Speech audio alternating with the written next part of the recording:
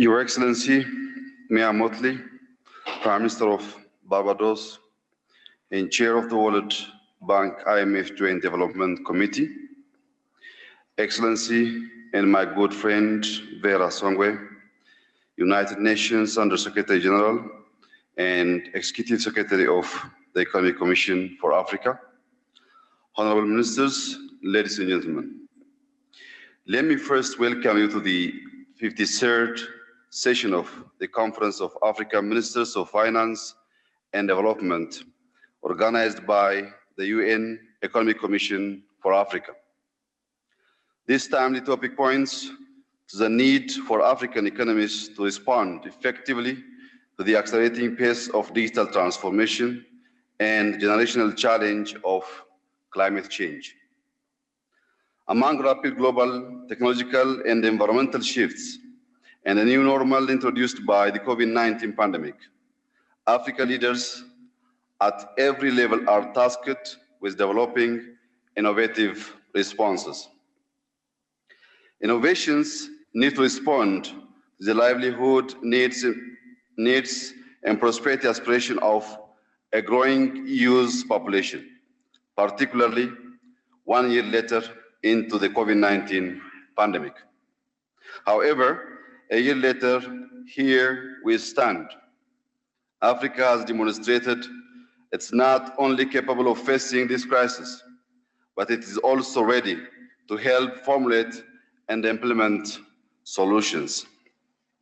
Finance and development ministers from throughout the continent, together with UNECA, have been at the fore of discussion on the response and have proposed solutions that have benefited not just the continent, but the world, such as the Debt Service Suspicion Initiative, and now the quest for SDRS. Africa was in a race to embrace economic diversification, the fourth industrial revolution, and digitalization in a sustainable and inclusive way. COVID-19 came to test our readiness and our resilience. From the crisis, we have not only demonstrated Africa's readiness to confront challenges, but also Africa's steadfast commitment to focusing on growth through innovation. Ladies and gentlemen, as leaders, I find we are pressed to discern and respond to two sources of disruptions: nature and humanity itself.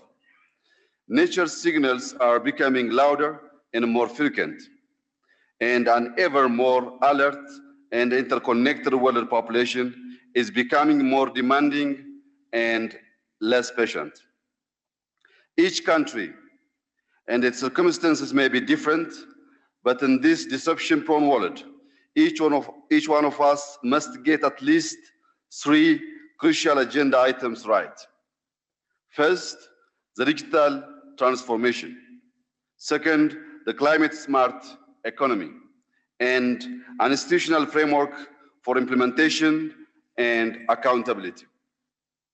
Africa will account for more than half of the growth of the world's population between 2019 and 2015. And the continent's population, unlike the rest of the world, is projected to continue growing through the end of the century. In a world of shrinking working age population, Africa provides an abundant and increasingly educated workforce. There is no doubt that Africa will over time be a vital linchpin to the global economy. However, it must do these 3 things well and quickly to improve its chance of success. First, on the digital economy, we must scale up our investments, a trend already turbocharged by the COVID-19 pandemic. The digital economy is both a source of growth and a key competitive enabler for other productive sectors. Our ambitious youth, capable and hopeful, connected and technology savvy, are busy addressing problems and diverse as public service delivery, healthcare access, and digital finance. Policymakers can and should do more to support the digital transformation agenda. As we committed to track spending on education, we must also track spend on enabling the digital economy. The good news is that this is an area where the private sector is keen to invest. So most of us, what need to do is on creating the enabling environment. Put in place the policy reforms to facilitate innovation and investment once the basic backbone public sector investment are in place.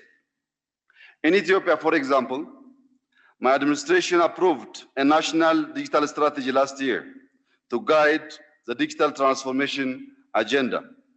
In this strategy, we have identified 4 foundational building blocks for the digital economy: the establishment of a national digital ID, building payment platforms that work across, strengthening e-government applications, and finally, enabling e-commerce. These are supported by reforms in the energy and telecom sectors. In parallel, we are also investing in digital skills, artificial intelligence, and cybersecurity. Already we are seeing good results as a clear demonstration of a soundness of our national development strategy. Our renewed focus in the digital economy has started to attract large investments in the ICT park, mainly around data centers to enable data mining. It has also attracted investments in digital innovation and training centers, device manufacturing plants, and business process outsourcing companies that hire hundreds of people. This should, in turn, increase our fiscal revenues as it creates jobs. Ladies and gentlemen, the second goal that every African country must adopt is making our economies climate smart and resilient in diverse ways. In this regard, a climate smart manufacturing sector plays a critical role in increasing our exports and foreign currency earnings, in creating employment opportunities, and in creating a spillover effect of knowledge and technology. Without a strong manufacturing base, we cannot build diversified national economy. In Ethiopia, we have made an extensive and targeted effort to attract and retain quality investors with sound capital and finance, strong technological transfer, and export growth contribution potential. All our industry parks were designed and constructed in strict compliance with environmental safety and protection standards as eco-friendly and green industrial park. Let me also highlight another mega trend that may be favorable for Africa in at least 2 ways.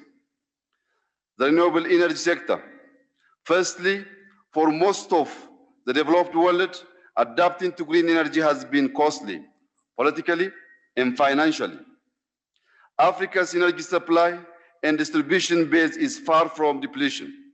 We can have the opportunity to build an energy system that is green from the get-go. Secondly, Africa is well endowed with the natural resources needed for green energy and also wind and solar energy supply. The Grand Ethiopian Renaissance Dam is one expression of Ethiopia's boldness and agency to ride the waves of the energy disruption rather than fall victim to it.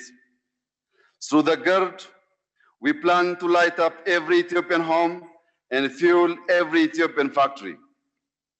African women were not born to spend their days gathering firewood. Sustainable energy projects like the GERD will transform their lives in meaningful ways.